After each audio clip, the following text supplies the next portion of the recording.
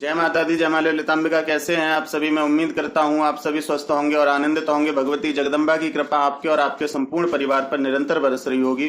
तो आज जो हम जानकारी लेके आए हैं वो इस विषय पर लेके आए हैं कि माँ काली के किस स्वरूप की पूजा आपको घर में करनी चाहिए और किस स्वरूप की पूजा गृहस्थ लोगों को नहीं करनी चाहिए। देखिए, माँ काली की जो तंत्र साधनाएं करते हैं, जो लोग सिद्धियां शक्तियां प्राप्त करना चाहते हैं, तो वो लोग तो माँ काली को शमशान में भी पूजते हैं, वो माँ काली को अपने घर में भी पूजते हैं और वो माँ काली को चौक चौराहे पे भी पूजते हैं। लेकिन जो साधक नहीं हैं, जो गृहस्थ हैं, जो केवल और केवल सुख और शांति प्राप्त करना चाहते हैं, माँ का प्यार पाना चाहते हैं, वो व्यक्ति माँ के किस स्वरूप की पूजा अपने घर में कर सकते हैं। तो आज हम इसी विषय में जानकारी लेके आए हैं। तो देखिए, लाइक करें, कमेंट करें, कमेंट में जय माता दी अवश्य लिखें और ऐसी ही नई नई जानकारी से जुड़े रहने के लिए मां ललितांबिका 03 चैनल को आप सब्सक्राइब कर लें। मैं ऐसी ही नई नई जानकारियां लेकर आता रहता हूं। यदि आप सब्सक्राइब करते हैं तो ऑल का बटन अवश्य प्रेस कर दें, जिससे कि मैं फ्यूचर में अपनी वीडियो अपलोड करूं तो सबसे पहले नोटिफिकेशन आपको प्राप्त हो। तो आइए शुरू करते हैं। देखिए, सबसे पहले क्या है कि माँ काली का स्वरूप कैसा होना चाहिए। माँ काली का स्वरूप शांत रूप में माँ काली विराजमान हो, जिन्होंने वस्त्र धारण किए हैं, जिन्होंने आभूषण धारण किए हैं, जो मंद मंद मुस्कान के साथ हैं और जिनके 4 हाथ हैं। हाथों में एक हाथ वर मुद्रा का है, एक हाथ अभय मुद्रा का है, एक हाथ में खड्ग धारण करती हैं और एक हाथ में मुंड है। इस प्रकार का जो विग्रह होता है वो आपको सब प्रकार के भयों से रक्षा और सब प्रकार की सुख समृद्धियों से संपूर्ण करता है।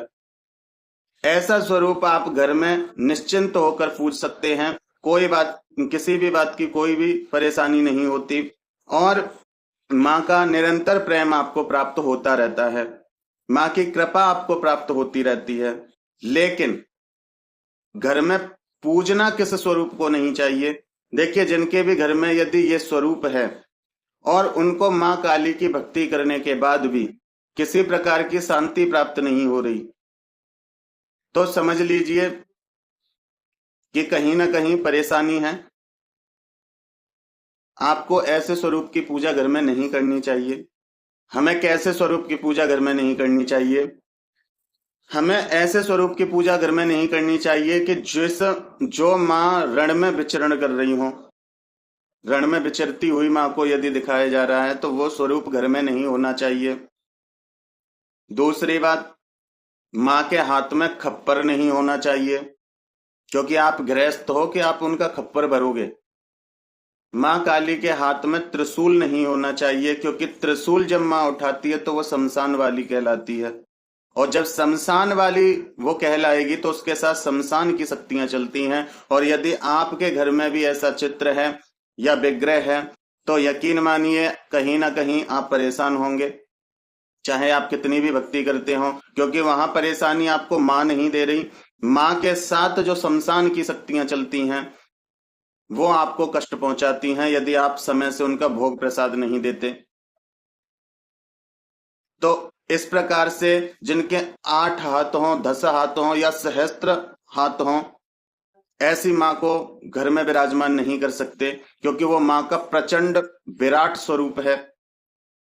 वो स्वरूप माँ ने तब धारण किया जब संपूर्ण ब्रह्मांड पर असहनीय कष्ट हुआ, जब संपूर्ण ब्रह्मांड पर परेशानी आई, संपूर्ण ब्रह्मांड को दैत्यों ने छिन्न भिन्न कर दिया था।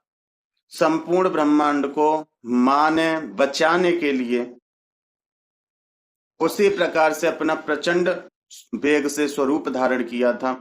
तो देखिए, यदि आपके जीवन में परेशानी भी है लेकिन आप गृहस्थ हैं तो उसके लिए माँ को इतना प्रचंड स्वरूप धारण करने की आवश्यकता नहीं, क्योंकि यदि माँ ने प्रचंड स्वरूप धारण किया और उस स्वरूप में आई वो, तो आप उनके शक्ति को सहन नहीं कर पाएंगे। अब देखिए, क्या तो भगवान शिव को बुलाओ या तुम खुद भगवान शिव हो तब उनको आप साध सकते हो, अन्यथा उनको नहीं साध सकते। उनको भद्रकाली कहते हैं, जो प्रचंड है, जिसको संभाल पाना भी किसी के बस की बात नहीं। तो जितना हो उतना सौम्य स्वरूप की आप पूजा करें, यदि आप पूजा करना चाहते हैं। देखिए, जो लोग माँ की पूजा करना चाहते हैं और उनके पास उनका सौम्य स्वरूप है, तो आपने देखा होगा कि उस व्यक्ति को जीवन में तरक्कियां मिलती गई हैं। उसको जीवन में किसी प्रकार की कोई परेशानी नहीं आई, क्योंकि उस समय जो माँ ऊर्जा लेकर के बैठी हैं, वो ऊर्जा शांत रूप में है, जो भक्तों का कल्याण करने के लिए माँ ने रूप धारण किया। देखिए, जब उनका क्रोध शांत नहीं हो रहा था, वो रण में विचरती जा रही थी कि मुझे रक्त चाहिए, मुझे रक्त चाहिए, वो स्वरूप माँ भद्रकाली का था। उनको शांत कर पाना बड़ा कठिन होता है। उन्होंने कहा मुझे रक्त चाहिए। जब देखा कि संपूर्ण ब्रह्मांड का इस प्रकार से तो अंत हो जाएगा, तो भगवान शिव को उनके चरणों में आना पड़ा।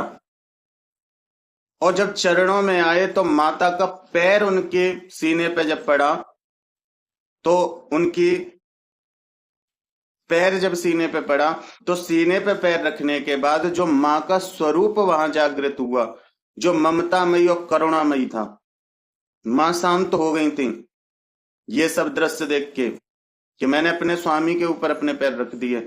जब वो एक स्वरूप वहां प्रकट हुआ जो शांत था बिल्कुल, जो भक्तों का कल्याण करने वाला था, वो है सौम्या काली, या आप माँ काली भी कह सकते हो, इतना काफी है। लेकिन भद्रकाली, शमशान वाली काली, ये इस प्रकार से माँ के स्वरूप नहीं होने चाहिए। तो मैं उम्मीद करता हूं आप सभी को मेरे द्वारा दी हुई जानकारी बेहद पसंद आई होगी। अपना ध्यान रखें और माँ भगवती के चरणों की सेवा करते रहें। फिर मिलते हैं एक नई जानकारी के साथ। जय माता दी, जय माँ ललिताम्बिका।